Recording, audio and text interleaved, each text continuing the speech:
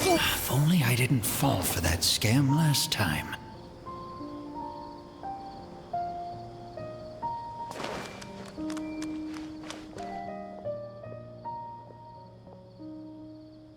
I've taken a look at your proposal. It's much better than the ones you showed me before, but I'd still like to make some changes. Oh, come on, not again. Isn't this the 6th proposal I've shown you? What's your issue this time? It's a bit hard to put into words, but the design still doesn't look quite right to me. I have to say, that's a terribly vague and unconvincing explanation. Please enlighten me. What would feel more right to you? For starters, don't you think this roof is jutting out a bit too far from the top? It looks almost like the head of a fungus. This door, too. I don't think it needs to be nearly this large. If you could reduce it to around my height, you could use the leftover materials to construct a few more rooms. The roof and the door are the most fundamental parts of a building. If we were to change them, then what would be left of the design? Even if the soul of the building won't be lost, all traces of architectural style would be gone. Anyone with the slightest inkling of architectural knowledge would know to leave them alone. Oh, I understand the principles of what you are saying, of course, but the truth remains that I'm still a bit unhappy with the design as is. Is there anything else that you can do? Oh, actually, I just got an idea. Can we get rid of all the extraneous sections on the roof, so the whole design will just be one vertical structure, similar to that of a tree trunk? What? Don't architects often say that symmetry makes everything more balanced and pleasing to the eye? This way, the proportions will be completely balanced. I really don't know how you managed to come up with such a ridiculous idea. Wait, don't tell me. Someone hired you specifically to commission me and put me through the ringer? Come to think of it, though, I really don't think I've gotten on anyone's bad side recently. Anyway, that's it. I will not be working on this commission anymore. Goodbye. Maybe you can find yourself some other genius who'll be able to satisfy your demands. Hey, young man, please wait! Go.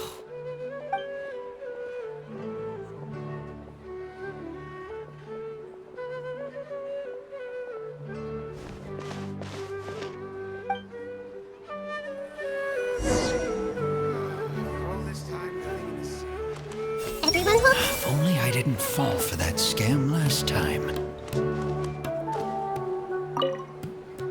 Oh, were my requests out of line?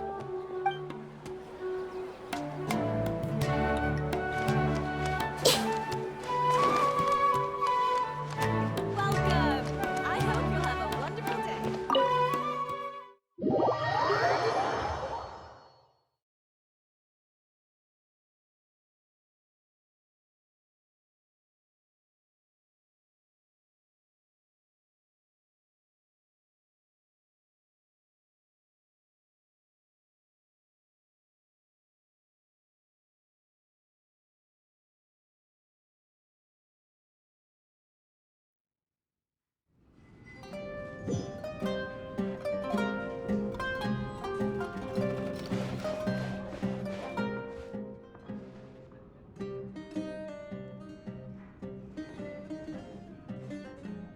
Taking this commission was truly the worst decision ever.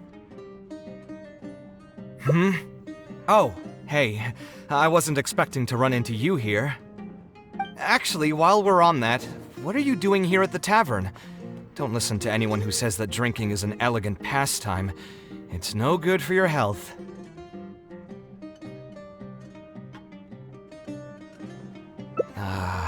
So you saw all that, did you?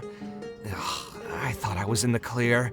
I made sure to double-check that nobody I knew was around. Anyway, thanks for looking out for me. Honestly, it wasn't that big of a deal. I'm used to it by now. Stress is just an inescapable part of being a working adult. Boss, I'll have a glass of wine, same as last time. Do you want something too? I'll put it on my tab. Wine and a glass of juice coming right up.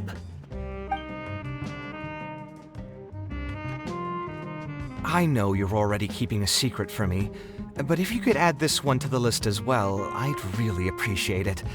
Arguing with a client is not a good look for me. If word gets out, other potential clients might be afraid to work with me. That guy, though, what was he even going on about? All those ridiculous demands of his? He's just a blabbering fool trying to act like a know-it-all.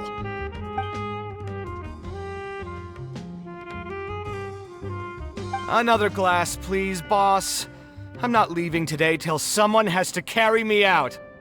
You've got it, sir. I gotta say, though, it almost feels like you're saying that every other day now.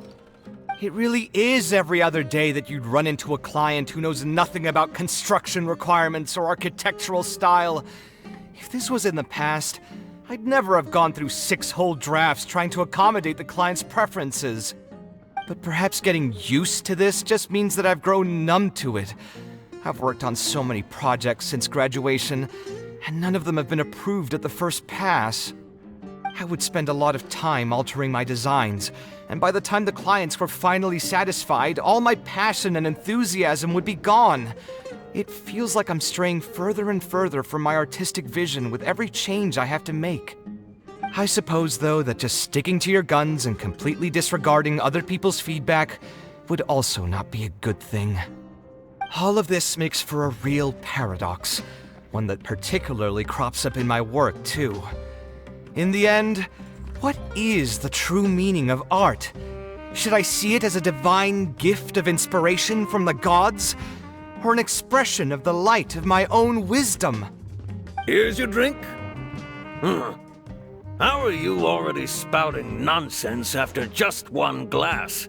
Your tolerance is usually much better than that. Boss, what do you think is the meaning of art? The meaning of art? Really, my friend, who in Sumeru understands art better than you? Anyway, I don't know about art, but I do know that I'm interested in business, and some patrons are waiting to be served. So, you'll have to excuse me for now. Just holler if you need anything. What do you think, traveler?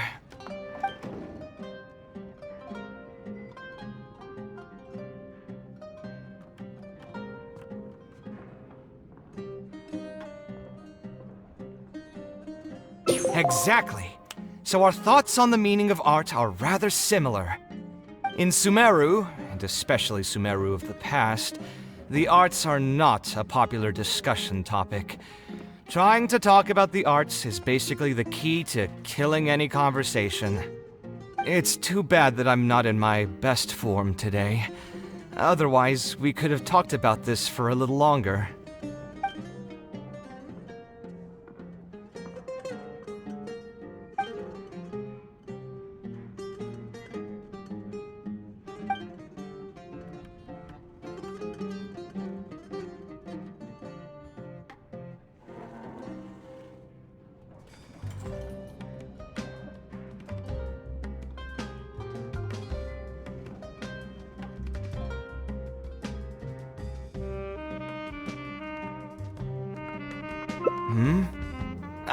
Thanks for offering, but you've seen how he is. He's not going to listen to anything I say.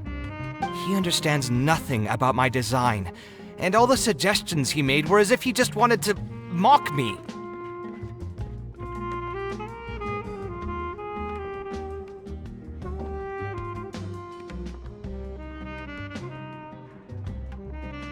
Okay, it is possible that I was just jaded by my frustration. Well, given I'm already on my 6th draft, I can probably push myself to make a 7th. Let's go have another talk with him. I know where we'd be able to find the guy. There's no time to waste. The wine can wait until another time. I'll go take care of the bill.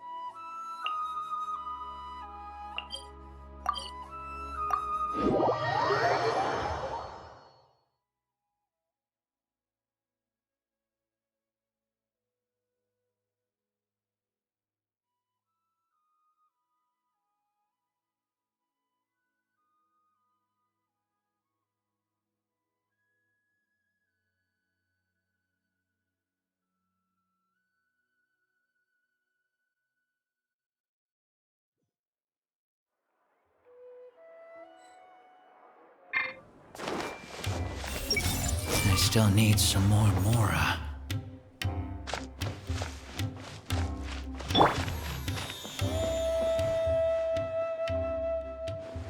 Kaveh, what are you doing here? I've changed my mind. I was overreacting earlier. Can we try discussing the project some more? My apologies as well.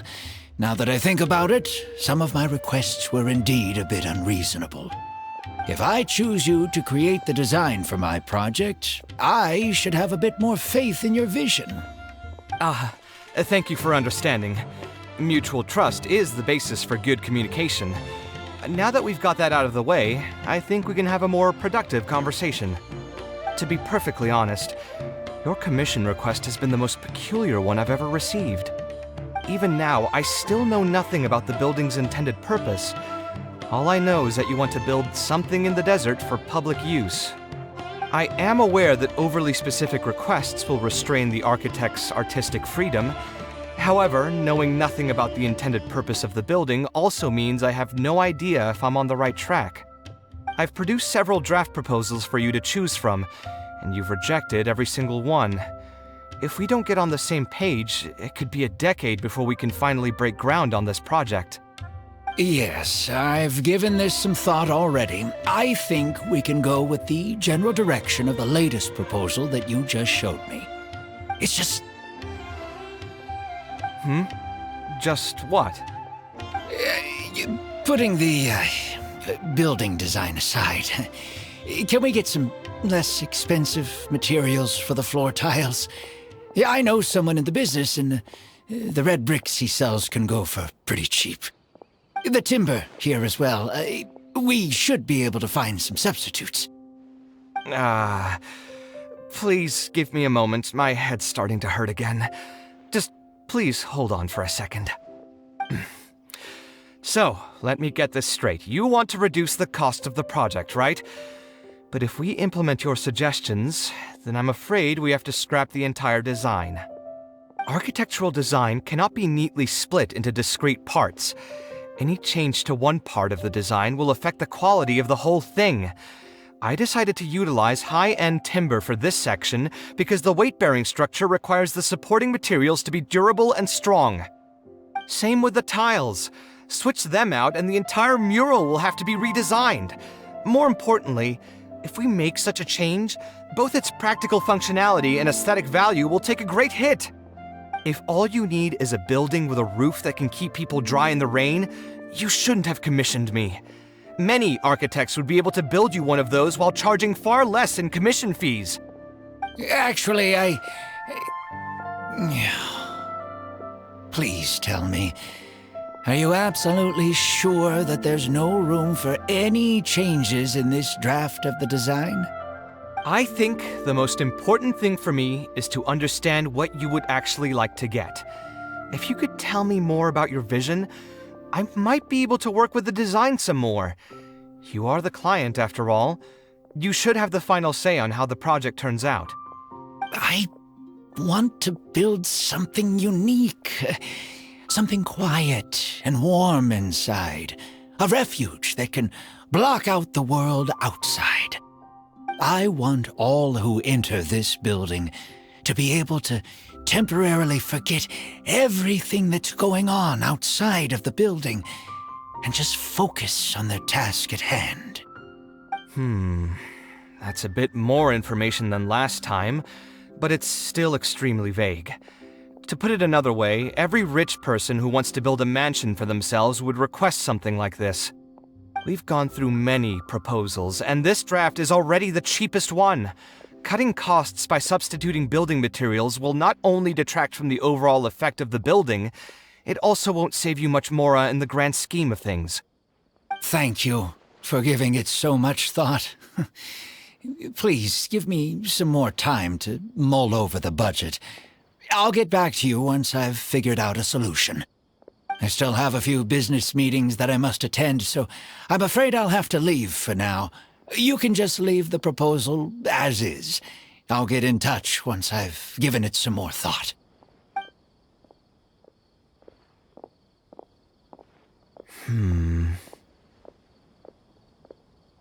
I also have a similar feeling. Is that really okay? I mean, what he does now is none of our business. He does seem really suspicious, though. He dresses like a rich person, but when you talk to him, he hardly sounds the part. That's actually pretty common. Not all rich people are spendthrifts. Many are just, as if not more, stingy than him. The more mora some people have, the more they love interfering with people's lives. Like constantly reminding you to pay back your debts, or hinting every other day that it's time for you to pay rent. Actually, now that I think about it, I'm not even sure this person really wants to work on this project with me. Putting his vague requests aside, he's still finding excuses to procrastinate even when we've decided on a plan. Who knows how long construction will take if he keeps delaying things like this? We should find him again and get some clearer answers. The sooner we can break ground on this, the better.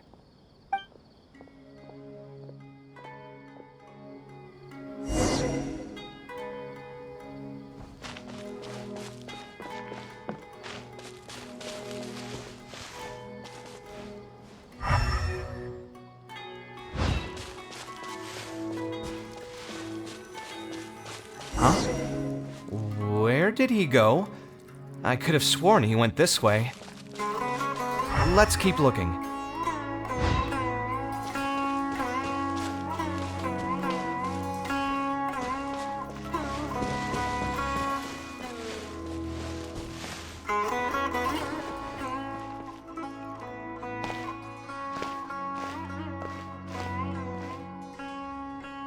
Hey, look! Isn't that Badawi? It sure looks like him, but he's dressed completely different now. What is he up to? Didn't I tell you before? I'm not looking for more workers. Plus, aren't you a bit old for physical labor? If something happens to you, I won't be able to pay for it. Oh, you won't have to worry about that. I grew up as an Eremite mercenary and worked in the desert my entire life. My body's still in great shape. I don't have many talents, but I still have my muscle. If you need someone to unload goods or drive away sumpter beasts, I'm your man. You used to be an Eremite mercenary? I know there are a lot of bad apples in our ranks, but most are just trying to make a living. We're not that greedy by nature, and we'll do our best when given a job. Let me think. I'm sorry, but I still can't take you in. I don't have any open positions right now, and don't have the mora for anything more. How about this? Why don't you try your luck somewhere else? Okay. He used to be a member of the Eremites? Huh. From the way he was dressed, I would have thought he was a merchant from the rainforest. Let's ask him about it.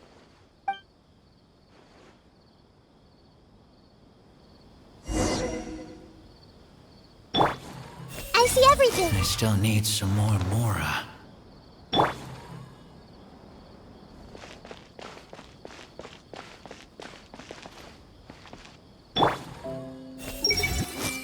These Zaytune peaches are pretty high quality. I should plug them harder.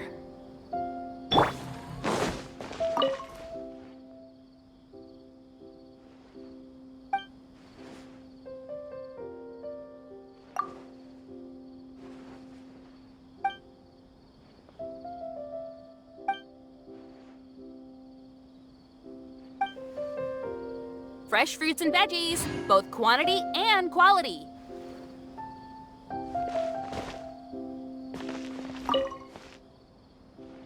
We meet again. Why are you guys here? That's what we wanted to ask you. Who are you? Why did you dress up like a merchant to talk to me about our project? There's no need for us to continue this project if you still want to keep hiding things from us. I don't work with individuals I can't trust. Believe me, I didn't have any bad intentions. It's just... All right, there's no point hiding anything anymore. The building I'm trying to commission you for is not really a personal residence for me, but rather a library for children living in the desert. A library? Funded entirely by yourself? Shouldn't this be the responsibility of the academia? I've heard that the academia will be looking to prioritize the desert with the allocation of educational resources and materials. It sent over a large shipment of regular goods just last month. You're right, and I was aware of these happenings as well. I just figured what I want to do is a separate effort from what's already being done by the academia. The desert is too vast. Even if the academia spends a lot of effort trying to disseminate knowledge in those parts, it might still take decades, if not centuries, to reduce the educational gap that already exists between the two regions. And what's more, I don't know if the academia would ever reverse its stance in the future. All I know is that as a desert dweller, we should not wait passively for good things to happen to us. If we only did that, we'd never be able to stand up and hold our heads high. I don't have much longer left on this world, so I just want to use whatever time I have to contribute something to my homeland.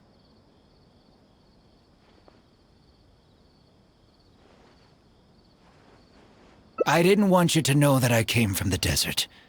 I've lived in the desert my entire life, and there wasn't anyone here that I could trust. I figured I needed as much safety as I could get. To the point that you even disguised your identity? That's certainly taking playing it safe to the next level. Hold on. Don't tell me you've also been scammed before. When I first came to Sumeru's city, I brought a lot of Mora, hoping to find an architect that I could work with. Someone agreed to take on the project, and even took a sum of Mora from me, but then disappeared without a trace. After that, I heard that there are a lot of untrustworthy people in this business. Some would run as soon as they've been paid, while others would deliberately use expensive materials and take a cut of the construction funding. I spent a while collecting information in the city, and eventually learned that you're the most famous architect in all of Sumeru. I figured that you wouldn't need to make Mora by scamming people, so I decided to reach out to you. By the way, how did you know I was scammed? I don't think I've ever mentioned that to anybody.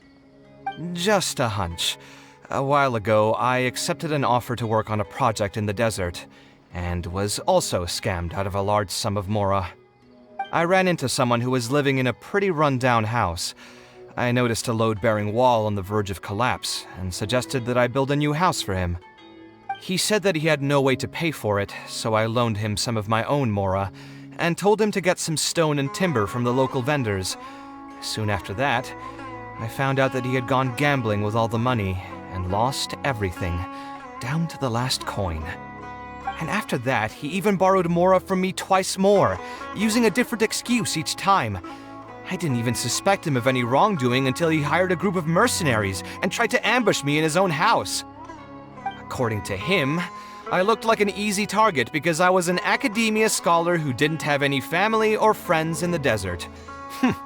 What kind of person would just look at someone else and think, this guy looks like an easy target? Those kinds of things do happen every once in a while, yes. Folks like him are the exact reason why us desert dwellers' reputation have gone down the drain. I must apologize to you on their behalf. It's all right. You were also scammed by someone from Kasharwar after all. I should apologize to you on their behalf. Ultimately, neither of our experiences had anything to do with the desert or the rainforest. People who are new to an area are always easy targets for criminals. Yeah, you'll find both good and bad people everywhere. I can't understand the logic of those who like to take advantage of others, but I have to accept their existence as a fact of life. Anyway, I digress. Let's return to the topic at hand. Did you keep rejecting my designs because you thought I was deliberately using expensive materials to take a cut as a middleman? That's what I was afraid of initially, yes. I eventually understood that you weren't out to cheat me. But unfortunately, I still don't have nearly enough Mora to pay for the design you proposed. I've done the math and know that we should be able to make it if we cut some corners. However, after our conversations, I can see that you're passionate about your design, and I'm quite fond of the proposal as well. So, I decided to try and see if I can afford your proposal as is. I've been looking for work every day, and in another month, I should be able to cobble together enough Mora to meet the budget. By cobble together, you mean you're going to spend your entire life savings on this project? But then, what will you do if something unexpected comes up, and you find yourself stuck with no emergency fund? To be honest, I haven't really thought about that. I mean, when you've lived to be my age and something happens, you can't really call it unexpected anymore. All I want is to build this library before I leave this world, so that the children of the future would have some books to read, and the desert dwellers would be able to learn their letters and pick up some practical knowledge. A while ago, I heard that the academia had decided to recruit a number of exceptional children from the desert. Of course, this is welcomed news. But as someone who's spent their entire life in the desert, I still have a few concerns. I know the desert life and can predict what the problems will be. Many children from the desert have had neither the interest nor the proper environment to learn. So even if the academia would take them in, once they enter the halls, they might find themselves surrounded by other children who look and act very differently from them. And as a result, they might become socially isolated. Yes, I can imagine that. My father passed away at an early age. Even though I had a good number of friends during my years at the academia, for some time I still sensed many critical looks in my direction. I'm sure a child coming all the way from the desert will have an even harder time. But let's bring this back to the building itself. I think you said that you want this building to be quiet and warm, with its doors serving as a solid barrier to block out the sound and fury outside, and allow one to focus on the book in their hands. Building it according to the current plan will be quite costly. Even if I don't charge you any commission fees, I don't think we'd be able to keep it under your budget. Any ideas on what we can do?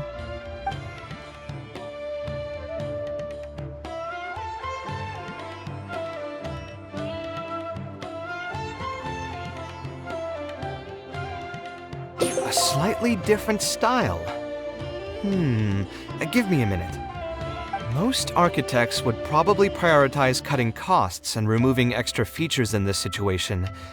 Indeed, converting the building into a simple bungalow would solve most of our problems. However, I do not think this would be the best solution. While it's true that the aesthetic value of a building is often viewed as an afterthought, neglecting it has some long-term negative consequences. It is especially undesirable in this situation, as the library will serve a high number of children, many of whom would have never been exposed to structures that may be considered elegant or beautiful. To completely give up on the more aesthetic design would mean stripping the children of an opportunity to appreciate the beauty of architecture. I share Badawi's sentiments in wanting to preserve a more complex design. However, if we can reduce the ornate aspects of the design while maintaining its fundamental elegance, which is to say we won't touch the arches and stone pillars but make changes elsewhere, this is definitely a first. To make up for the loss of regular details, we would need to put a lot of extra effort into the layout, lines, and color. I see. Would that really be okay? It just increases the difficulty of the design. You should feel lucky that out of all the architects in the city, you chose to approach me. Most of the others would have given up on this project by now. As for inspiration, I think I might have something in mind, but I'd need to visit the site to make sure. Where do you want this place to be built? Tell me the exact location. Aru Village. Although it wasn't my childhood home, I think it'll be the best site for such a building. Okay, then we can pay a visit to Aru Village. Is there something I can do for you? I've already caused you a lot of trouble before, and now you're revising the design again because of me. Which draft are we even on now? It's making me feel terribly guilty. Let me think. You said you used to be an Eremite mercenary, right? In that case, you could help us clear out some monsters that are blocking the way to Aru Village. We want to keep the roads clear, and reduce the loss of materials during transport to a minimum. If everything goes well, that'll help us save some Mora. All right, just leave it to me. If there's anything I'm good at, it's clearing out monsters. What are you waiting for then? Let's pack up and get ready to go.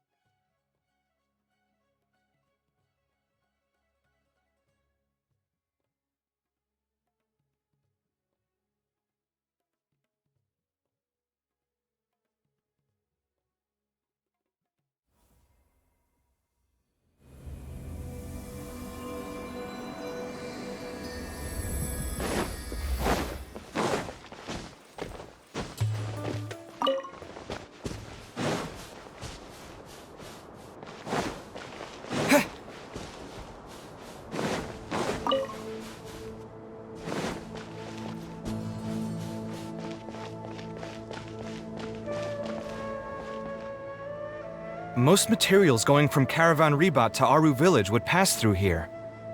There are a lot of monsters out here today. If you find it hard to keep up, just let us know. Oh, don't worry about me. This is nothing. I'll be careful, though, and you should do the same.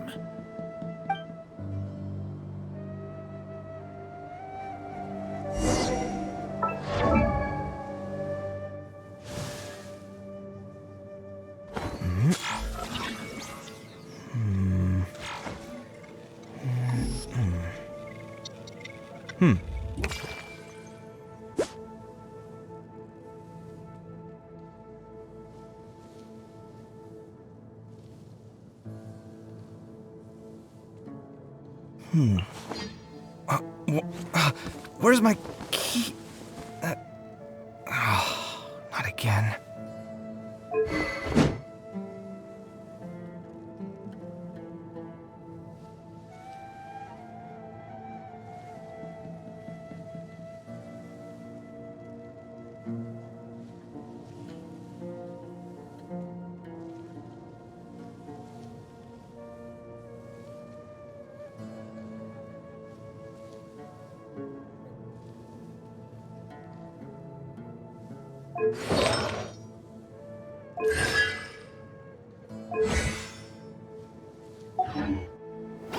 It's good to get out and stretch.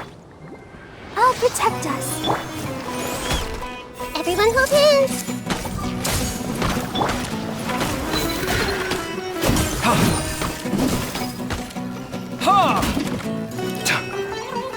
Ha! Hey-ya!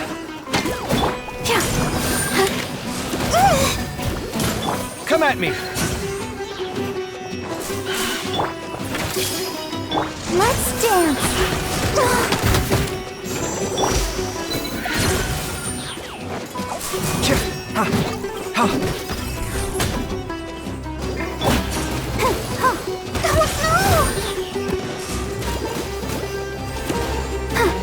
Scanning.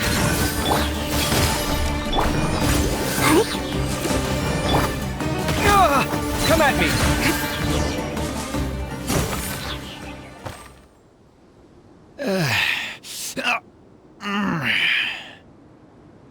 I'm fine. I've spent my entire life fighting these kinds of monsters in the desert, after all. They won't get the best of me.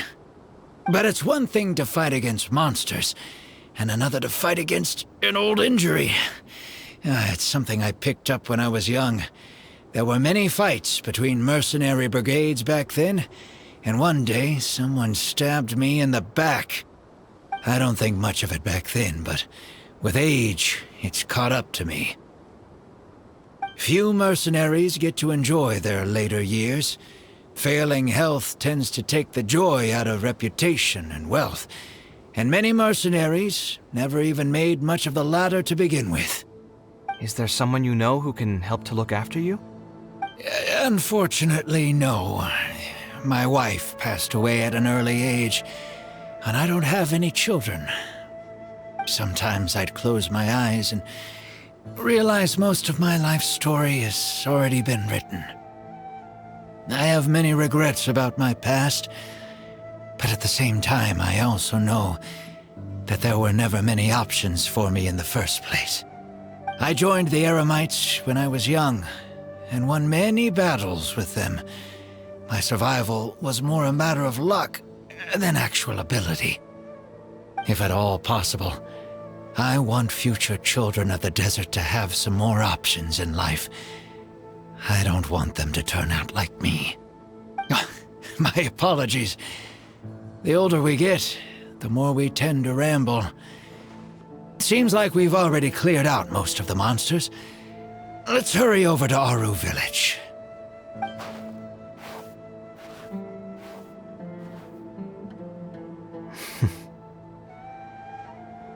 I think it's really admirable of him to spend his whole life savings on people he's never met. Maybe he's doing this out of natural kindness, a kindness that hasn't been eroded away by the struggles of his life.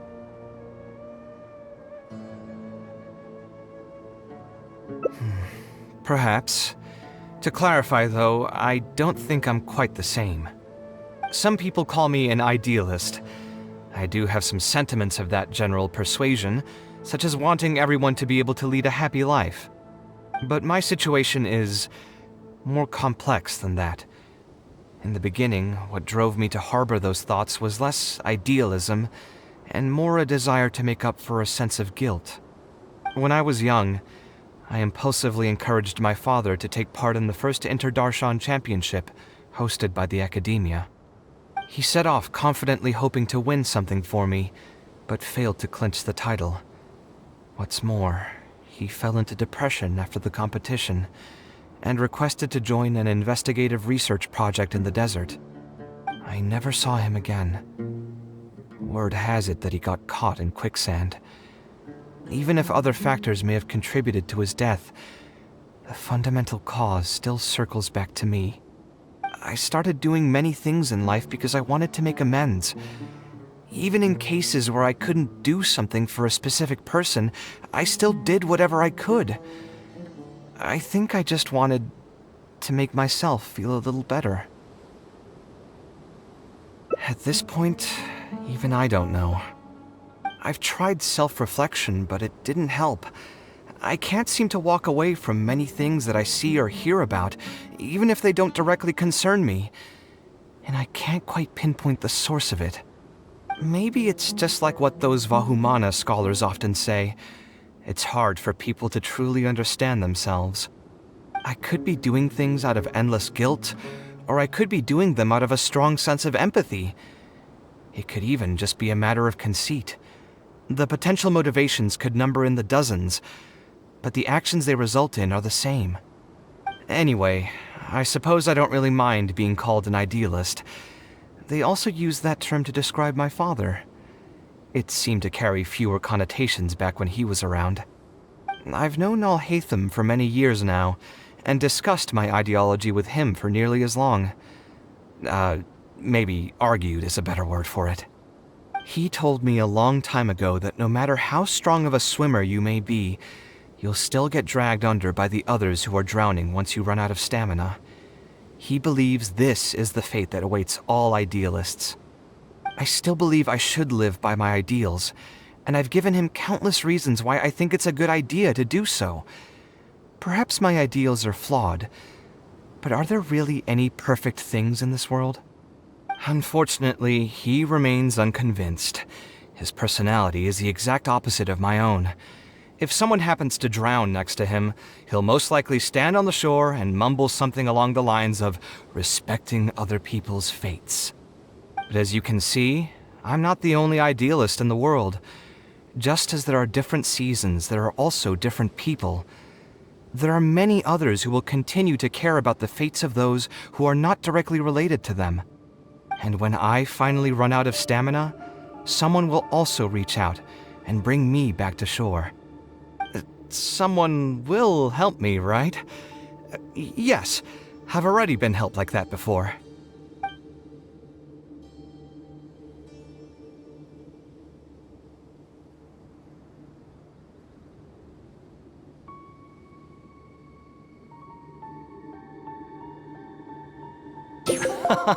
But you've helped me plenty already. If you didn't reach out to me, I would probably be passed out on the tavern table right now instead of talking with Badawi. Either way, I'm feeling much better than when you first found me at the tavern. I can feel inspiration already welling up inside of me. Maybe this will be just the opportunity I needed to create a whole new style. All right, let's head to Aru Village.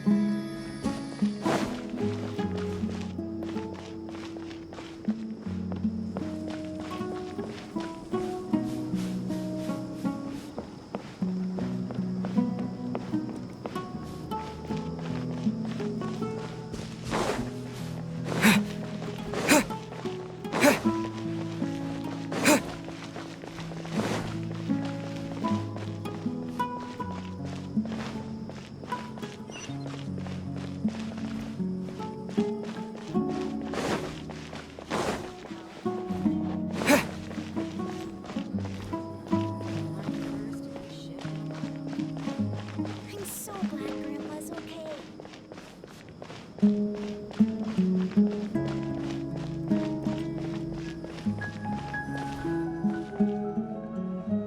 Now that we're here, it's my partner's time to shine.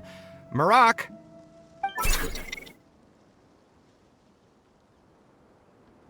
Oh, what's this?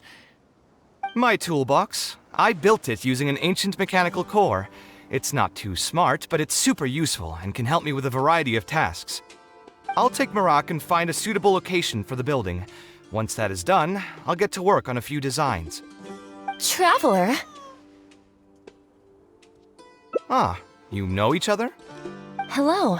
I suppose you must be Kaveh from Kasharawar. I have heard of you before. My name is Sataria, and I'm currently the person in charge of promoting educational assistance programs here in the desert. Educational assistance programs.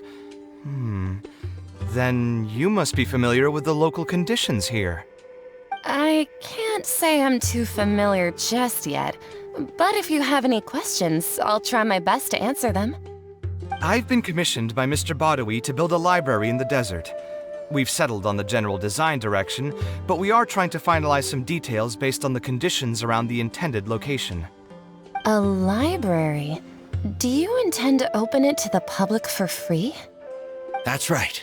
I want to make sure the children will have books to read. That's fantastic! I'm sure the children will be thrilled. Right now, we don't have access to many paper books or a quiet place to read. Truth be told, this very thing has been keeping me up at night. Let me get straight to my questions then. Can you estimate the number of children around here who'd be interested in reading? Besides the usual noise of village pedestrians, are there any other sources of noise in the village? Oh, and have any landslides occurred here recently?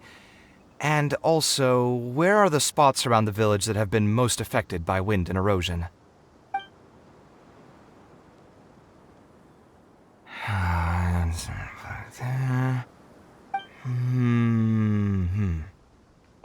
All right, that should be everything.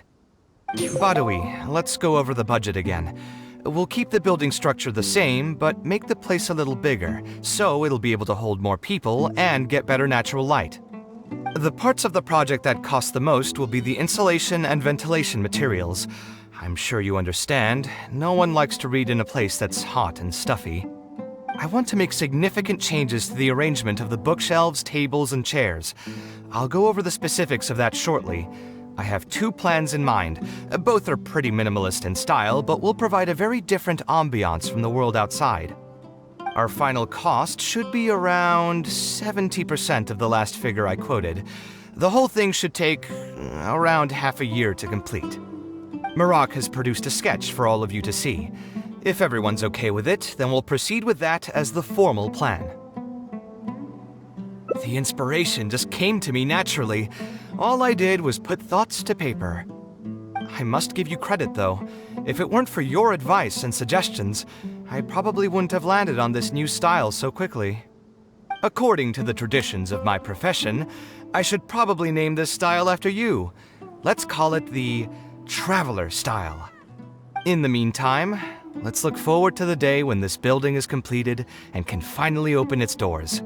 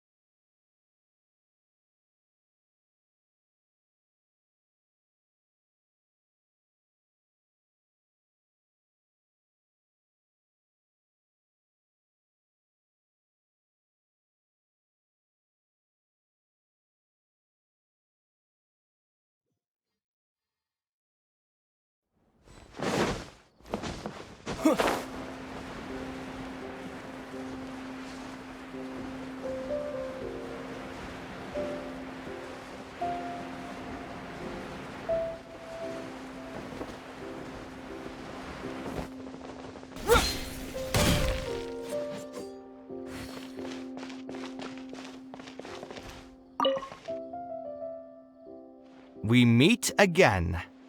Huh? Why are you guys here? That's what we wanted to ask you. Who are you?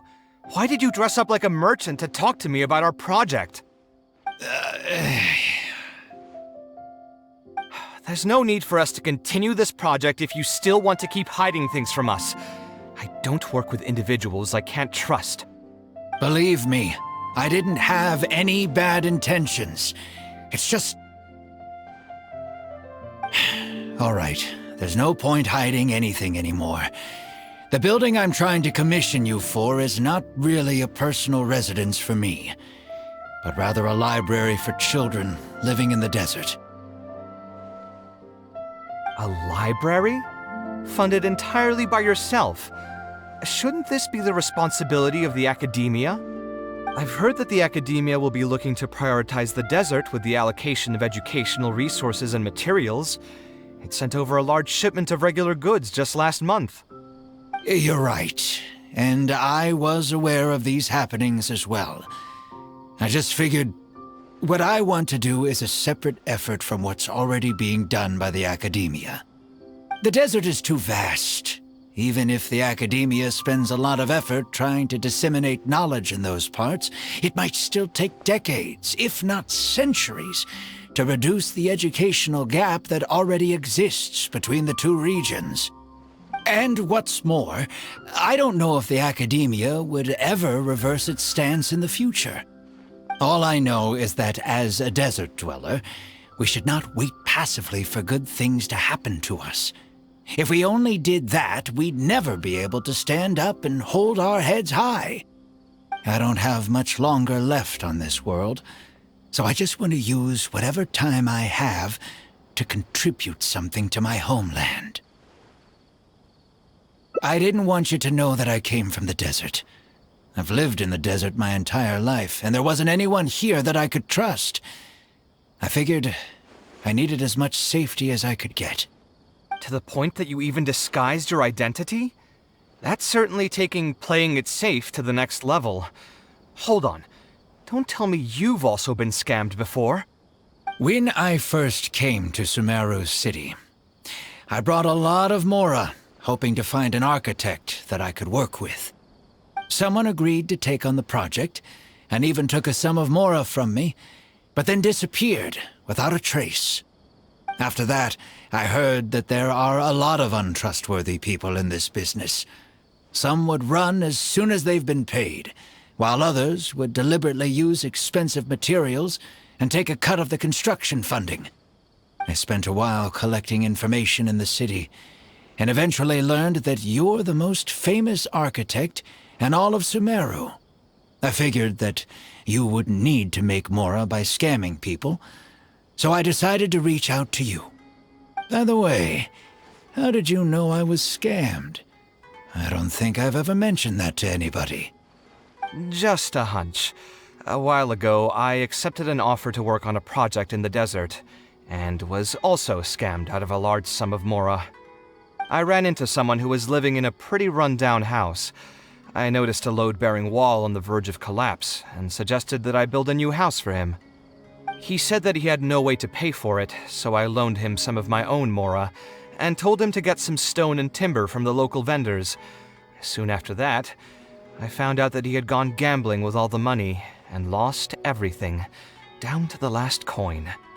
And after that, he even borrowed Mora from me twice more, using a different excuse each time. I didn't even suspect him of any wrongdoing until he hired a group of mercenaries and tried to ambush me in his own house. According to him, I looked like an easy target because I was an academia scholar who didn't have any family or friends in the desert. What kind of person would just look at someone else and think, this guy looks like an easy target? Those kinds of things do happen every once in a while, yes.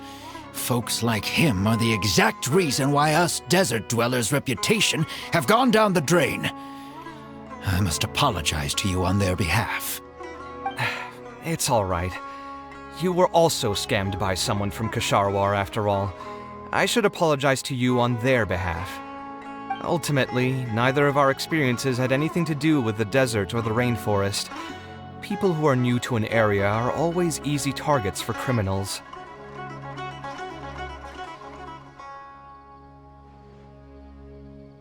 Yeah, you'll find both good and bad people everywhere. I can't understand the logic of those who like to take advantage of others, but I have to accept their existence as a fact of life. Anyway, I digress. Let's return to the topic at hand. Did you keep rejecting my designs because you thought I was deliberately using expensive materials to take a cut as a middleman? That's what I was afraid of initially, yes. I eventually understood that you weren't out to cheat me. But unfortunately, I still don't have nearly enough mora to pay for the design you proposed. I've done the math and know that we should be able to make it if we cut some corners. However, after our conversations, I can see that you're passionate about your design, and I'm quite fond of the proposal as well. So, I decided to try and see if I can afford your proposal as is. I've been looking for work every day, and in another month, I should be able to cobble together enough mora to meet the budget.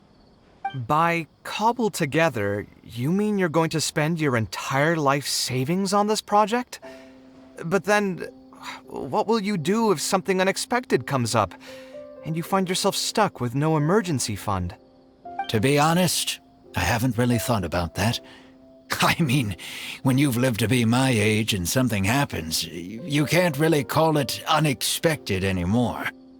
All I want is to build this library before I leave this world, so that the children of the future would have some books to read, and the desert dwellers would be able to learn their letters and pick up some practical knowledge.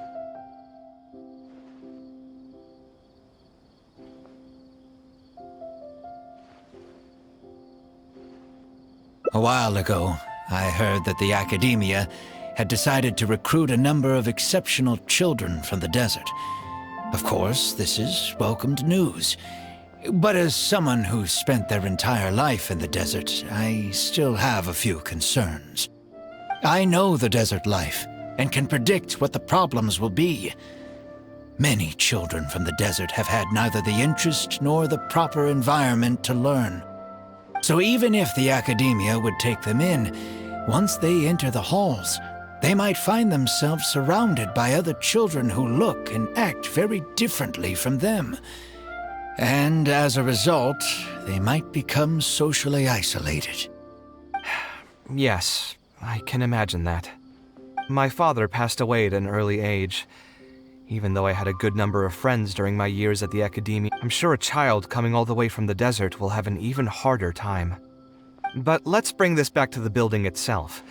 I think you said that you want this building to be quiet and warm, with its doors serving as a solid barrier to block out the sound and fury outside, and allow one to focus on the book in their hands. Building it according to the current plan will be quite costly. Even if I don't charge you any commission fees, I don't think we'd be able to keep it under your budget. Any ideas on what we can do?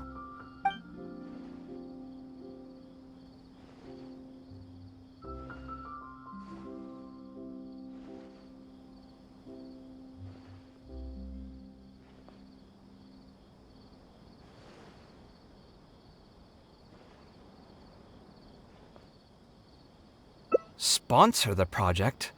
You mean convince wealthy merchants to join our cause and pool their money together to build the library? That does make sense. A library is a big project, and it's going to be hard to fund it with just a single person's mora. What do you think? If we can find others to sponsor the project, we could potentially increase the size of the building 2- or 3-fold. It's all fine with me, but where do you think we'll be able to find these sponsors? Well, you're right. If I really think about it, I'm not too familiar with many big-name merchants. Her? Hard pass! With her shrewd and greedy personality, she would never put mora into something like this. Now there's an idea. She probably won't say no if all she'll need to do is to make some introductions instead of spending mora. Let's go and pay her a visit.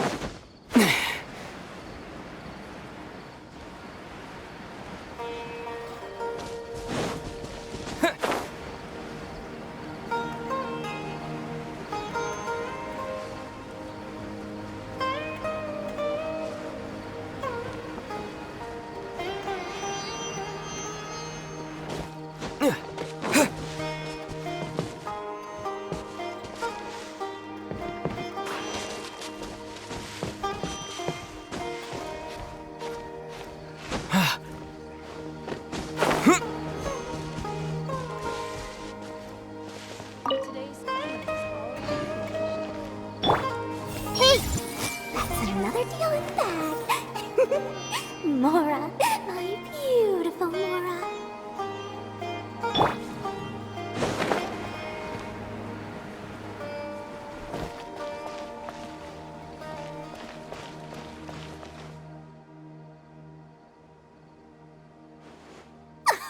Oh, now here are some unexpected guests. What brings you to the Palace of Alcazar's-Ray? When I saw Kaveh, I almost thought it must be that time of month again.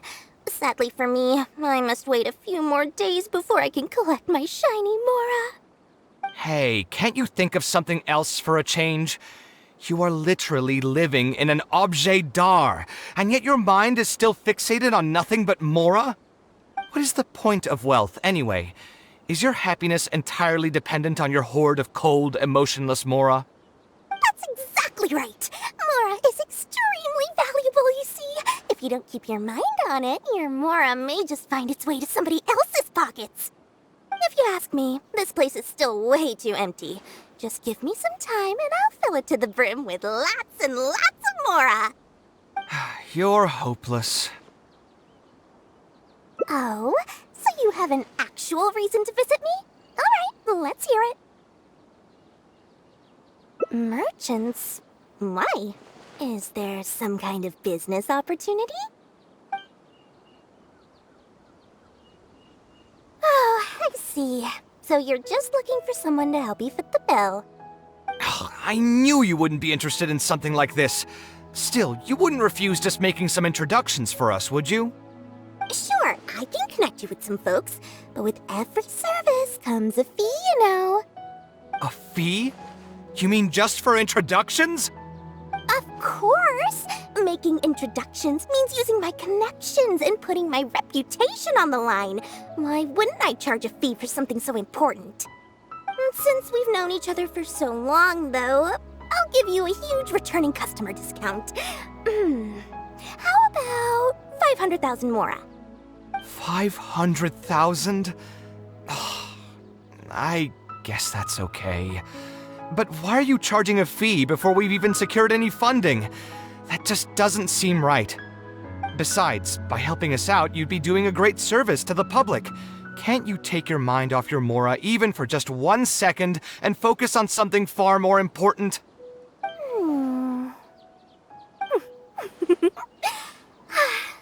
Very well. Since you're so passionate about this project, I'll help you out and waive the introduction fees. 3 of my business partners came by earlier today to discuss some things with me, and they still haven't left yet. I'll arrange a meeting for you, and just so we're clear, it'll be up to you to present your project and discuss any deals. Thank you so much. You can wait here. I'll bring them over to you.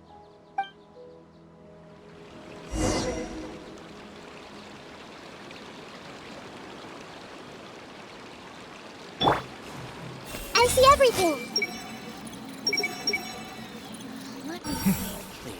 I should have paid more attention during the negotiations just now. I could have made so much more. They are Dory's associates. So... I love his. What do these people want?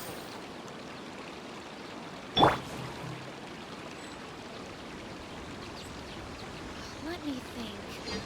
Where did I put the delivery checklist? Speak with the butler if there's something you need.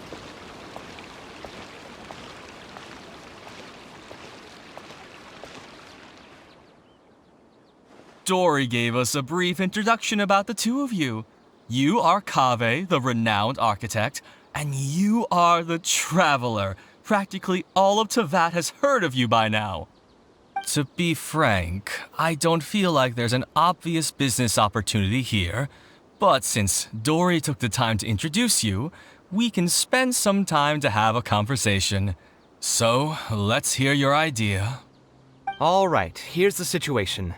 I've been commissioned to build a library in the desert, with the intended goal of allowing the desert dwellers to have more access to reading materials. So it's a public welfare project. Correct. Then the commission fees will likely be very low. You should be careful. I'm not too concerned about how much I'll get for the commission fees, actually. I'm fine with doing it for free. I just want to get this project rolling as soon as possible. We're just a little short on funding. So what? You can't possibly expect that we just cover the shortfall for you. Besides, what does a library in the desert have to do with us? If you want to build it yourself with your own Mora. Seems simple enough to me. Hey, there's no need to be so harsh. They are Dory's associates after all. Here, can you tell us a bit more about what we can gain from sponsoring this project?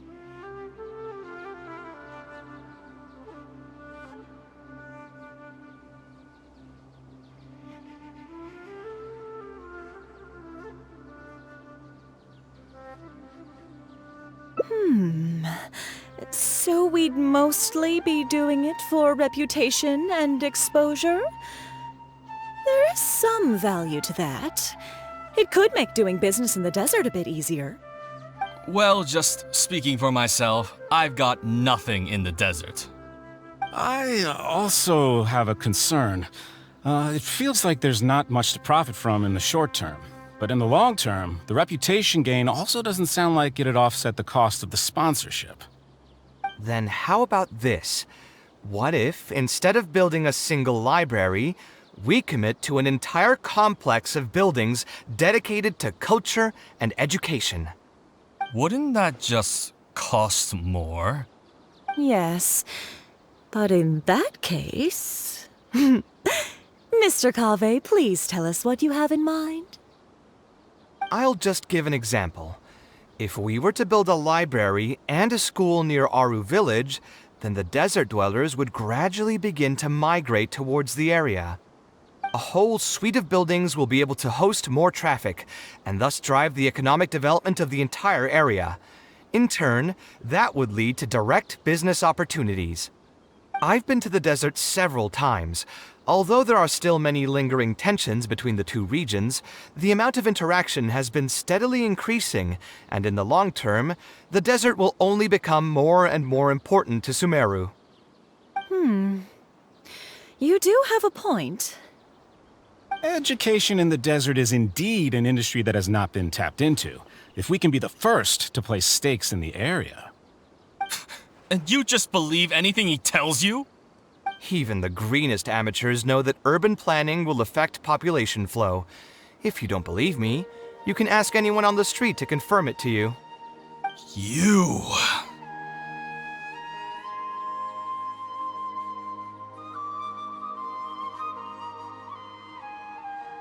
Wait, something just occurred to me. If we're going to build a library in the desert, Aru Village would obviously be the best place for it. But it seems we're not the only ones with our eyes on the village. I heard a rumor a while back saying a lot of land and buildings in Aru Village have already been secretly purchased by a big-name merchant. What? What? In other words, if we try to join the fray now, there won't be much left for us. If we want to build a suite of buildings focused on education and culture, Aru Village is the prime location. If we want to build it anywhere else, we'll have to deal with a far larger list of problems. It's not impossible, I suppose, but... Then there's no hurry. We can wait for Aru Village to develop more first and get into the market for expansion to other areas. But if you were to do that... Is there nothing else to discuss? Great timing! I pretty much heard all I want to hear. If there are no other urgent matters, I'll be on my way. I'll be off as well. If you have any new ideas, please feel free to reach out. It seems like the others are not interested in funding this, so no point in me doing this on my own. Let's revisit this another time. Hey, guys, wait! Well, what can I say? I guess it went somewhat as expected. They are Dory's friends, after all. As soon as they heard that there's not much more in this for them, they lost all interest. Yeah, it's just another day doing business with people. But I can never get used to that. Those people never think of anyone other than themselves. Looks like we'll have to figure out some other way to get the funding. Let's go. How did the meeting go? Want to talk about it?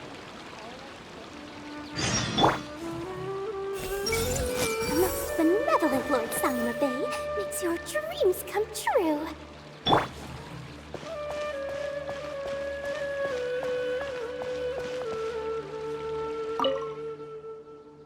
Oh, where did all that passion go from earlier, I take it you weren't able to find a sponsor for your project? Please don't tell me that you're here to mock us. What kind of person do you take me for? Would the kind and generous Lord Sangama really do such a thing? I will say, though, I more or less expected this outcome even before I introduced them to you. You can try to talk up the project all you want, but the facts will remain the same. This project is high investment with slow returns. No sane person would put their money into this. But this isn't just a business project, right? Also, if you already knew no one would want to partner with us, why did you still try to charge me 500,000 mora? You scammer! You might want to remember who your creditor is before you start talking like that, Kaveh. I'll pay back every last coin that I still owe you, but that's a completely different matter. Alright, since you're so devastated about this, I'll set you up for dinner with another big-name merchant. In fact, I'll be inviting the most famous merchant in all of Sumeru, so I'll be counting on your performance. What? Really? I would like to sincerely apologize for my attitude just now. So, where would we be meeting this merchant?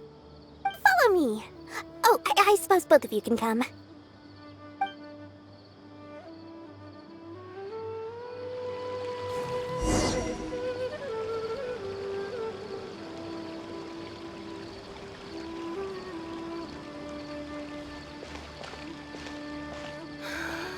I just wish that some people would actually do their jobs.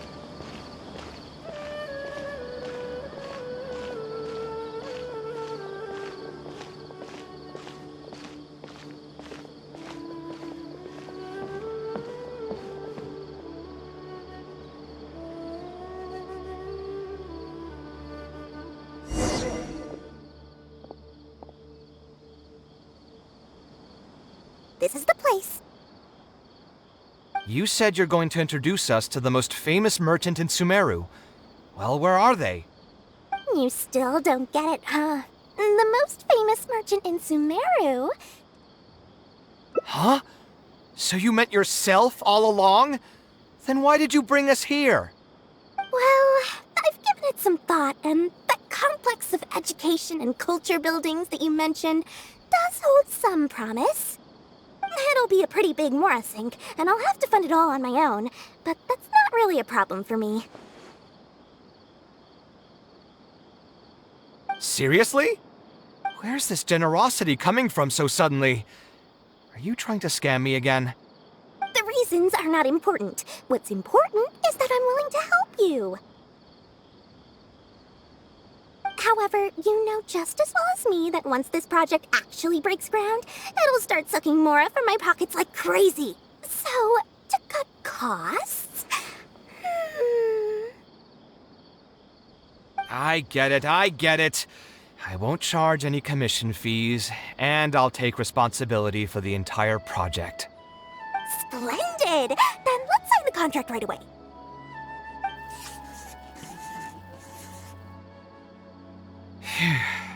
This way, the children of the desert will have some books to read. Their lives should improve a bit after this. Of course, there are a few things better than using my knowledge to help other people change their fates. I must thank you as well, Dory.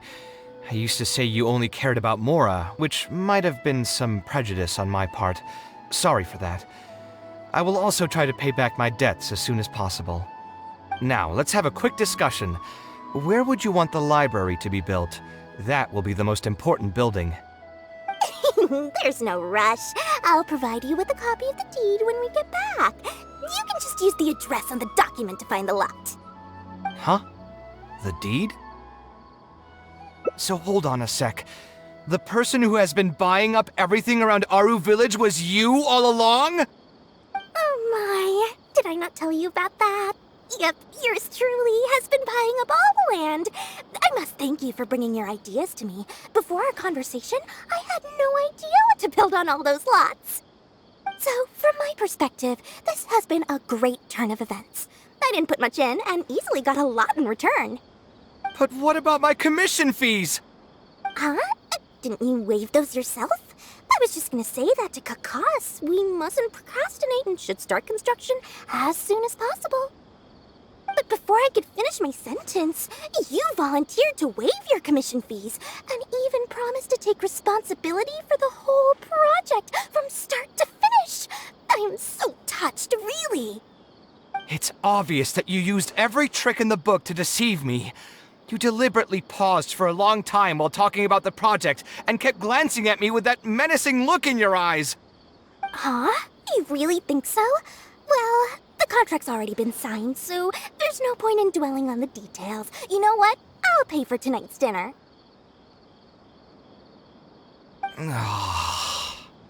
Fine, I'll drop the argument on the commission fees. But since you said you're paying for dinner, I'm going to order the best dishes and booze this place has to offer, and lots of it. Tonight, we're feasting until I've recouped my full commission fees.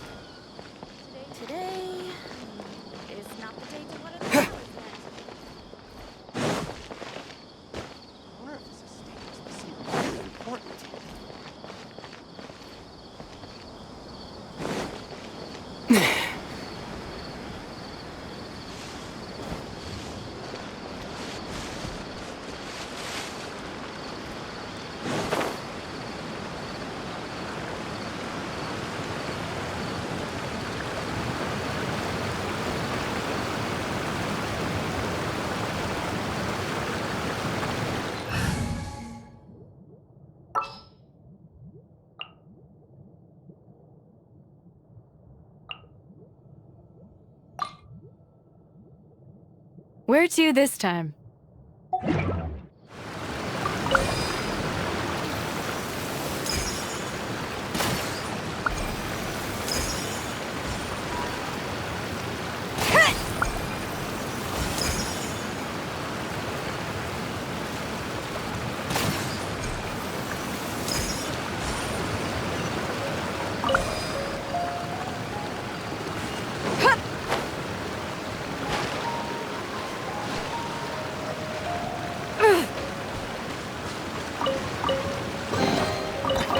All these things here.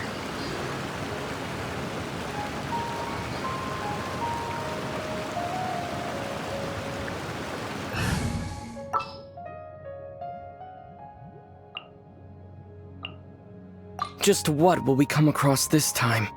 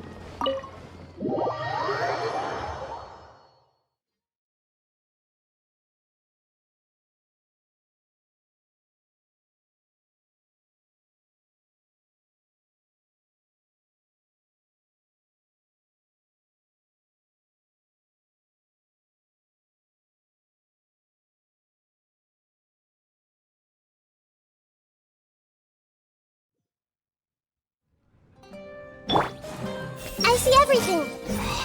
Just my luck. Why does this happen to me?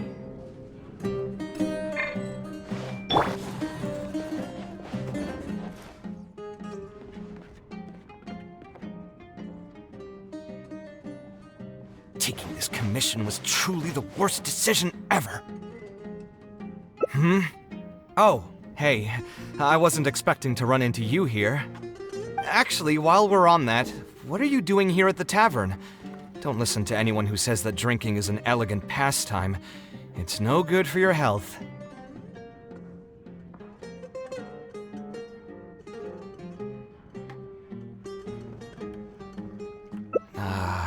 So you saw all that, did you? Ugh, I thought I was in the clear. I made sure to double-check that nobody I knew was around. Anyway, thanks for looking out for me. Honestly, it wasn't that big of a deal. I'm used to it by now. Stress is just an inescapable part of being a working adult. Boss, I'll have a glass of wine. Same as last time. Do you want something too? I'll put it on my tab. Wine in a glass of juice, coming right up.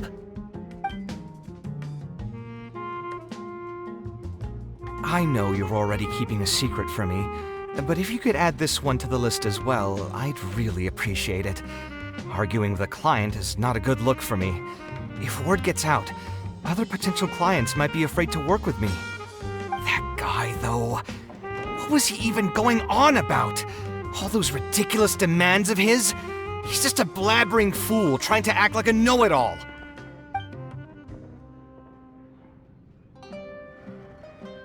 Another glass, please, boss.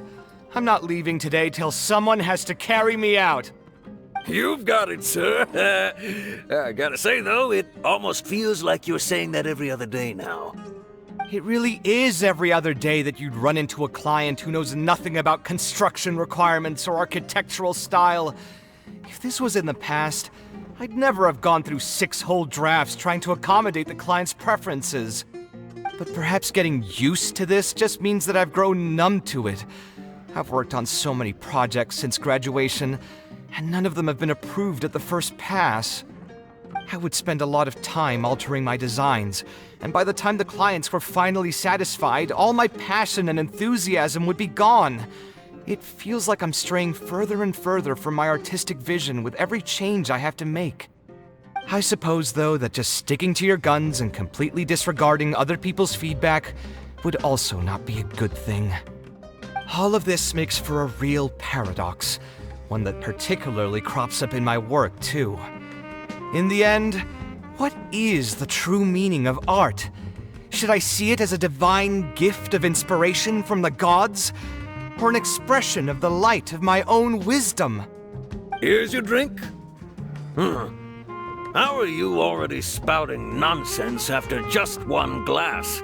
Your tolerance is usually much better than that. Boss, what do you think is the meaning of art? The meaning of art? Really, my friend, who in Sumeru understands art better than you?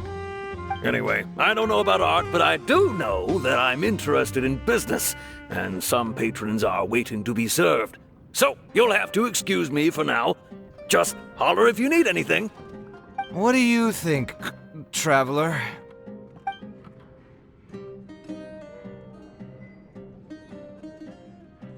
Yes, art shouldn't be self-indulgent entertainment saved for the elite. Let's say that I built a house for someone.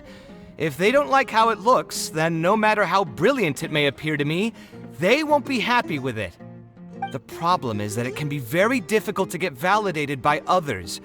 I could compromise my personal standards to accommodate my clients, but often that just means creating a final product that I would struggle to look at.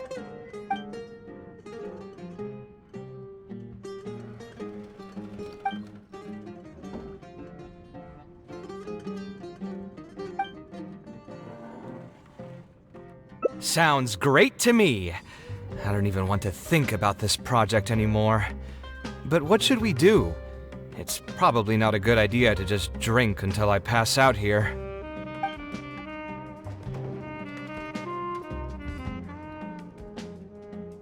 Huh? Where did that come from? I mean, it's not like it's some kind of secret. You probably already know some bits and pieces of my past. My mother is also an architect. I've always adored her drawings, and when I was young, I used to sit next to her and watch her bring all kinds of buildings to life on paper. You could say my interest in architecture just naturally grew with time. Perhaps. In fact, I have also seen my mother argue with her clients, but she would always quickly find the motivation to return to her work. Unfortunately, I've barely had any contact with her since she remarried and moved abroad. Even if I wanted to ask her about her ability to stay positive after an argument, it would seem rude to barge into her life again over something as trivial as that. I did remember something else, though. When my mother left, she only carried some small personal luggage with her. She left most of the belongings in the house to me. At the time, she even told me that it would be great if I could learn a few lessons from her life experiences, so my life and career could go a little more smoothly. I hadn't quite come to grips with my emotions, and didn't really have it in me to go through any sentimental items, so I just packed anything with memories away in a box and haven't reopened it since. It's been a really long time. Now that so many years have passed, maybe I have finally developed the maturity I need to face those memories without losing my mind. Yeah, I should dig it out and take a look. Huh? Sorry, I've had too much to drink and wasn't thinking clearly. You're right. I should do these kinds of things with the support of a friend. Speaking of that, I can call you a friend now, right? Either way, thanks for reminding me that I can invite you to come along. Had I just gone back by myself, it would have looked like I'm deliberately trying to keep things from you. Ugh, thinking too hard about the words is giving me a headache, so I'll just give it to you straight. Thanks to your advice, I have decided to put my current projects on pause for now, and spend some time trying to rekindle the passion for my craft. If you want to stick around and see how this will turn out, you'll be sure to encounter some bits and pieces of my past. Do you think you'd find that too boring? All right, then let's head back together. I mean, you already know where I live. Who knew that the day would come when I too would have some friends over? Let me see. I should have tidied up the place before I left the house this morning. Alhaitham shouldn't be home now either. He's usually in the records room at this time of the day. Anyway, there's no more time for drinks. I'll go take care of the bill.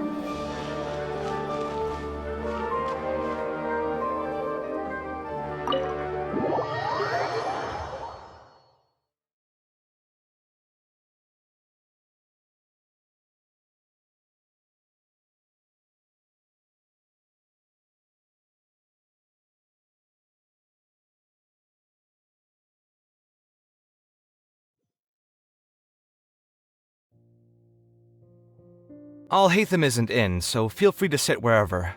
I'll bring out the box.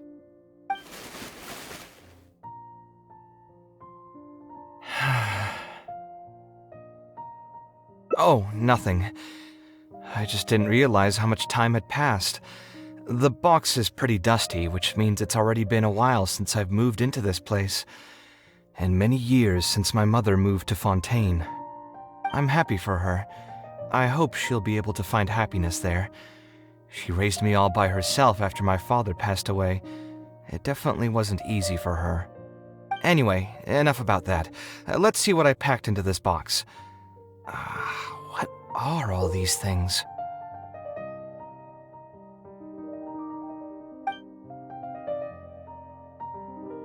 Oh, I remember now. This is a drawing I made in Port Ormos. Obviously, I wouldn't call it anything special now, but I was less than 5 years old when I made this drawing. That's more than 20 years ago. You could say it's pretty good for a child of that age. Now that I've said that out loud, I suppose I do have some level of artistic talent, right?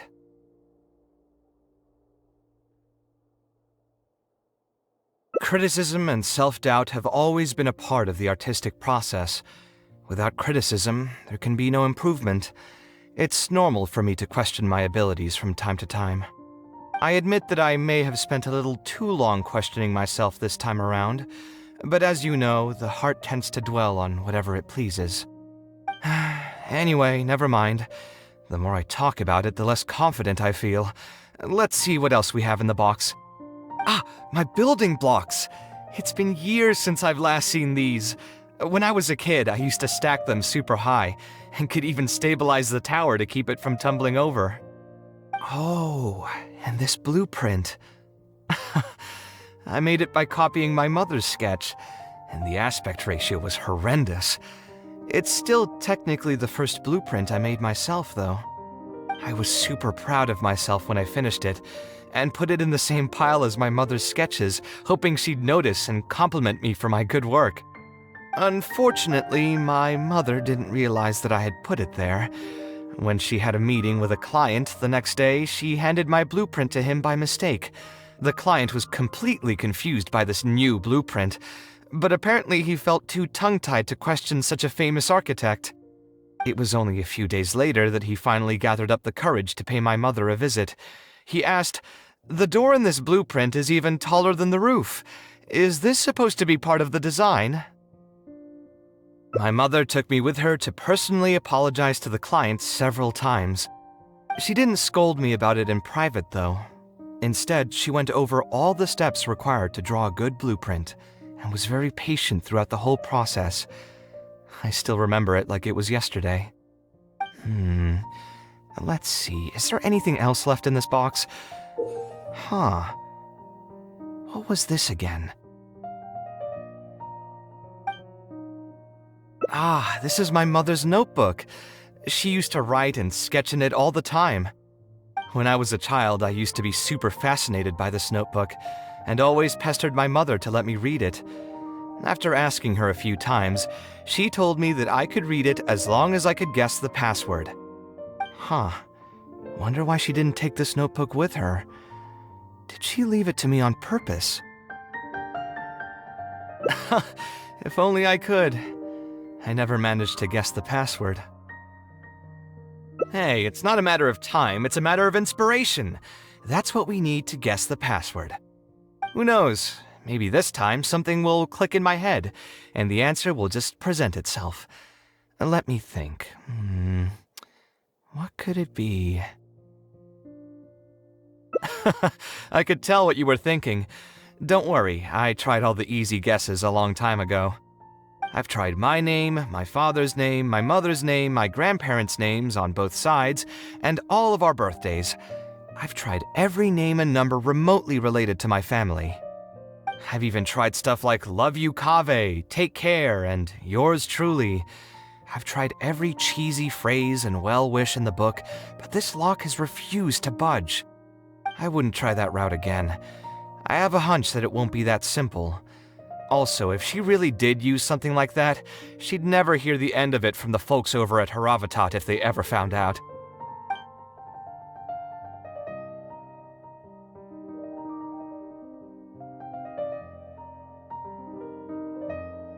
So we could find someone who was close to my mother and see if they might know anything? I see what you're saying, but who should we talk to for that? My mother was never really the one to be social. My father was the one with more friends, but all those connections were severed when he died. Let me think. Is there still someone at the academia who would know my mother? Ah, actually, there is someone. Professor Zaha Hadi. Huh, you've never really heard of her? She's a famous Kasharwar scholar and leading expert in formal garden design. My mother studied under her as a student many years ago. Professor Zaha Hadi published many works during her career, so I was able to learn a lot by studying her essays. If there's anyone who still remembers my mom, it'd be her. She's older now and is no longer teaching at the academia. But if I remember correctly, she spends most of her time around the Bimarstan area. Let's go take a look. We might run into her if we're lucky.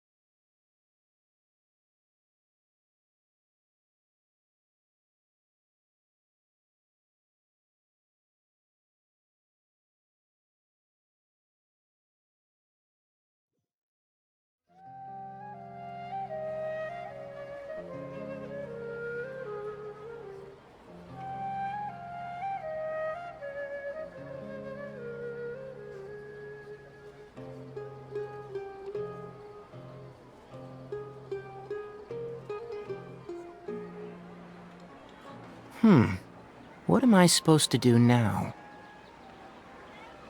Forget it. I'll just head back. Tainari, what are you doing here? Oh, it's you. Good to finally see you again. I came into the city to buy some experiment reagents, hoping to bring them back with me to Gandharvaville. But as soon as I got here, I noticed someone banging on Cyrus's door. You've all heard of Cyrus, right? He's an ex-sage and Sino's adoptive father. I was thinking about going over to ask what's happening. That granny over there may appear old and frail, but her vocal cords certainly sound loud and healthy as ever. Granny? Yeah, she's just over there. You can go check out the situation yourselves in a moment. Kaveh, were you at the tavern? I had a quick drink or two. Can you still smell the alcohol? Drinking in broad daylight. Really? You want to pass out by the road and get run over by a sumpter beast like some mindless fungus, huh? And you, traveler? You didn't try to stop him?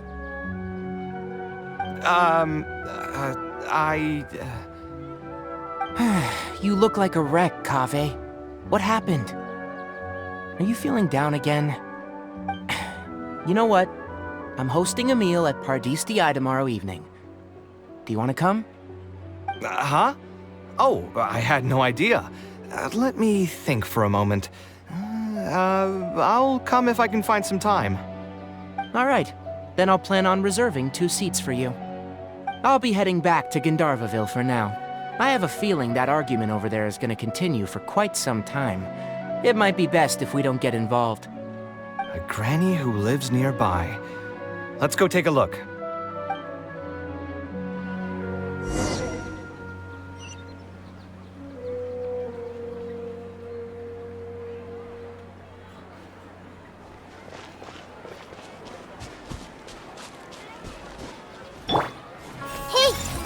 My tomato. I know Cyrus is the one who picked it. May the Dendro Archon bless us with a bountiful harvest every year. Ha! So, plan on keeping yourself locked in there, huh? Fine by me. If you're not going to come out, then I'm not going to leave. My tomato was growing so well, it had all the potential to become the best tomato this year, and you cut it straight from the vine! I already told you I had nothing to do with it. Why would I take a tomato that's still weeks from ripening? You'd have to be awfully green as an investigator to think it was me. Ugh. You see, the word green here can refer to both the color of the tomato and the fact that your skills could use some. Enough nonsense! Just come out and face me, you coward! You're out of your mind. If I've actually done something wrong, then get a mantra and pull me out by force, why don't ya? Oh, why you? Professor Zahahadi? And who are you? Oh, Kaveh. Fancy seeing you here. How long has it been? Come on, get over here and let the professor take a good look at you. Not bad, not bad. You've grown taller again. Professor, what's going on here? It's no big deal, really. A few of us old scholars got bored in our retirement and decided to put together a vegetable growing competition. At the end, whoever loses will have to go up on stage and do a performance for the winners. Which brings us to our current predicament. My tomato was sure to win until a certain someone decided they couldn't bear to lose. Hey, don't try to defame me in front of the kids. If we're airing out each other's dirty laundry now, then why don't we talk about you sneaking into Janat's garden the other night? Ahem! Lucky for you, seeing these youngsters come to pay their respects today has put me in a better mood. I'll let you off the hook, for now. Come on, let's go. We'll take our conversation elsewhere. He doesn't need to be a part of it. Yes, of course.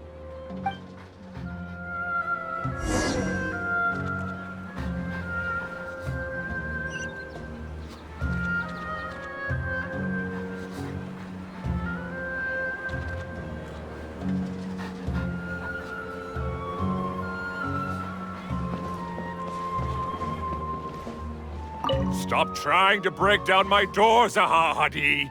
You know I'm not going to come out.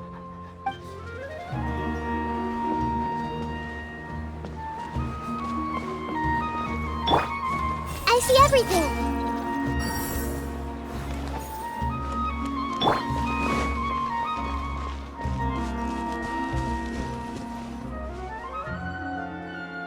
Is Faranak still doing well? Yes, as far as I know. She left for Fontaine some time ago and started a new life for herself. She's still doing work related to architecture, though. Ah, yes. I did hear about that. Did that upset you at all? No, not at all. She's already sacrificed a lot raising me as a single mother. That's good to hear. Your mother did struggle quite a bit those few years. It's probably a good thing that she found a new place to call home. Sometimes I wonder if things were harder for her because she was so beautiful. People were always drawn to her beauty first, only to realize she had a sensitive and vulnerable heart underneath. She was still quite young when she first joined my class as a student. Beautiful and radiant with her golden hair, yet quiet and single-minded. She seemed like a lass from some aristocratic house who was seeing the outside world for the first time. She had to make a lot of drastic changes in her life to raise you on her own. Even during her time in the academia, she was a thorough perfectionist. If she was unsatisfied with something she had made, she'd insist on redoing it, even if I was perfectly happy with it. She had many admirers, and they'd always fill up the first few rows of seats, hoping they could get closer to her sitting in the first row. If it were any of my other classes, you'd have found nobody sitting in the front. But every time I saw her, she was always in that same rigid pose. She'd have one hand on her forehead with the other clutching her pencil. Her eyebrows would be knitted in a frown as she concentrated on the blueprint in front of her. I'm sure she had many difficult moments in her life. How did she cope with the stress? I'm not too sure. She never talked about such things with me. She rarely opened up to other people, you know. I do remember one time, though, when she got into a heated argument with a friend. She said something I found very memorable. She said, "True art cannot be understood, but as an artist, I wish some people could understand its meaning and value." If you ask me, that's probably the greatest source of pain for geniuses of their craft. It's extremely hard for them to find someone who can truly understand their ideas. So that's how it is. I wonder if the password could be...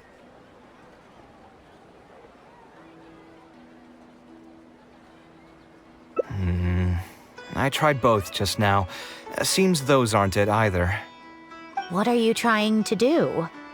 My mother left her notebook to me, but it has a password and I haven't figured out what it is yet. I'm trying to learn more about her so I'd have a better chance at cracking the code. Thank you for all that you told us. It's the least I can do. Talking to youngsters like yourself makes me feel younger too. Honestly, looking at you now, I can see how much you resemble her. It's almost as if she's standing right in front of me again. Your personalities are quite alike, too. You're both stubborn and both a little awkward. Of course, I'm sure the similarities are mostly superficial. But so long as you continue to harbor those traits, you'll find a lot of difficulties in your work. I've taught a lot of students over my career, and in my experience, very few genius architects of Ksharawar ever found happiness for themselves. They would know exactly what they want to express and fight for it tooth and nail, which inevitably led to arguments with their clients. Some clients would choose to respect the architect's vision or just let the argument go because of the architect's reputation, but those are the rare ones. When Faranak first graduated, she was getting into arguments with her clients nearly every single day. I think it only got a little better when she met your father. I see. But could he understand the designs my mother made? No, I think they were probably beyond him, too. But despite that, he still stayed next to her, listening to her joys and sharing in her sorrows. Faranak had many admirers, but she ended up choosing your father. His support probably played a part in that decision. So instead of understanding, perhaps all we need is just companionship. Huh. It worked. Oh, Was that the right password? Yes! Then you should be on your way, child. Find a quiet place and see what she wanted to say to you. Being the awkward person that she is, I suppose there were many things that Faranek could never say out loud. Instead, she probably left them in her diary, hoping that they would make their way to you one day. If you're ever in a mood to chat again, just come and find me here. You're always welcome to discuss architecture topics with me as well. Thank you so much, Professor. There's no need to be so formal. I'll let you kids go. It's time for me to take another stroll around the vegetable garden. I wonder what my mother could have written about. They all say Zaha Hadid's class is the toughest, but I think it's actually not too bad.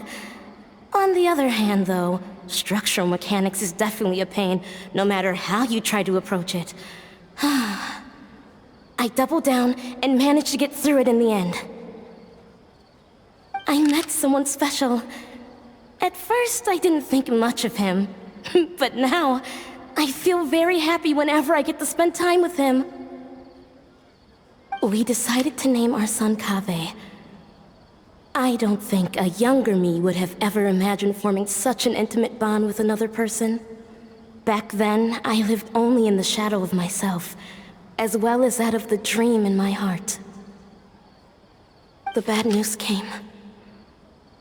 And even though it's been several days now, I still can't bring myself to come to terms with what happened. My eyes are so swollen, it's hard to see. What if they're all lying to me? And this is just a long, cruel dream. But I have to face reality. I still have someone to take care of. No matter what happens, I'll do my best to raise my son on my own. Huh? Is this a drawing? Seems like it was done by my mother.